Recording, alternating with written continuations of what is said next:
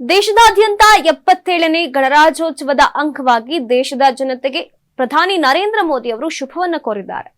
ದೇಶದ ಜನತೆಗೆ ಶುಭವನ್ನ ಕೋರಿದ್ದಾರೆ. ತಮ್ಮ ಟ್ವಿಟರ್ ನ ಮೂಲಕ ಈ ರೀತಿಯಾಗಿ ಟ್ವೀಟ್ ಅನ್ನ ಮಾಡಿದ್ದಾರೆ. ದೇಶದ ಜನತೆಗೆ ಹೃತ್ಪೂರ್ವಕವಾಗಿ ಶುಭಾಶಯವನ್ನ ಕೋರಿದ್ದಾರೆ. ಗಣರಾಜ್ಯೋತ್ಸವವು ಪ್ರತಿಯೊಬ್ಬರ ಜೀವನದಲ್ಲಿ ಹೊಸ ಶಕ್ತಿಯನ್ನ ತರಲಿ ಅಂತ ತಮ್ಮ ಟ್ವೀಟ್ ನ ಮೂಲಕ ಬರೆದುಕೊಂಡು ಹಾಕಿಕೊಂಡಿದ್ದಾರೆ. ದೇಶದ ಸಂವಿಧಾನವು ಅಂಗೀಕರಿಸಿಕೊಂಡಿರುವಂತಹ ಸುದಿನ ಇವತ್ತು. ಈ ಒಂದು ದಿನದಂದು ಎಲ್ಲರಿಗೂ ಶುಭವಾಗಲಿ ಎಂಬ ರೀತಿಯಲ್ಲಿ ಹೃತ್ಪೂರ್ವಕವಾಗಿ ಶುಭಾಶಯಗಳನ್ನ ಕೋರಿದ್ದಾರೆ.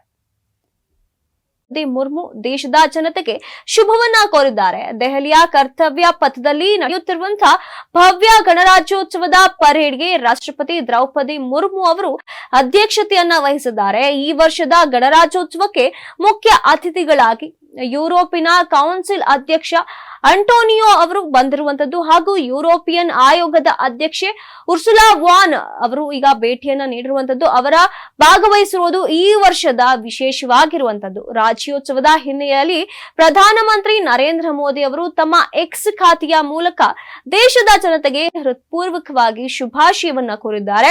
ಭಾರತದ ಗೌರವ, ಹೆಮ್ಮೆ ಮತ್ತು ವೈಭವದ ಸಂಕೇತವಾಗಿರುವಂತಹ ಗಣರಾಜ್ಯೋತ್ಸವವು ಪ್ರತಿಯೊಬ್ಬರ ಜೀವನದಲ್ಲಿ ಹೊಸ ಶಕ್ತಿ ಹಾಗೂ ಉತ್ಸಾಹವನ್ನ ತುಂಬಲಿ ಎಂದು ತಮ್ಮ ಪೋಸ್ಟ್ ನಲ್ಲಿ ಬರೆದುಕೊಂಡಿದ್ದಾರೆ ಪ್ರಧಾನಿ ಮೋದಿ ಅವರು.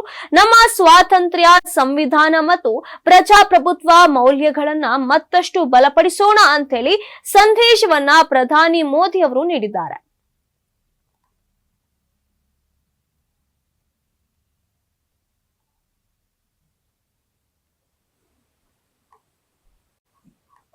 Under the central now.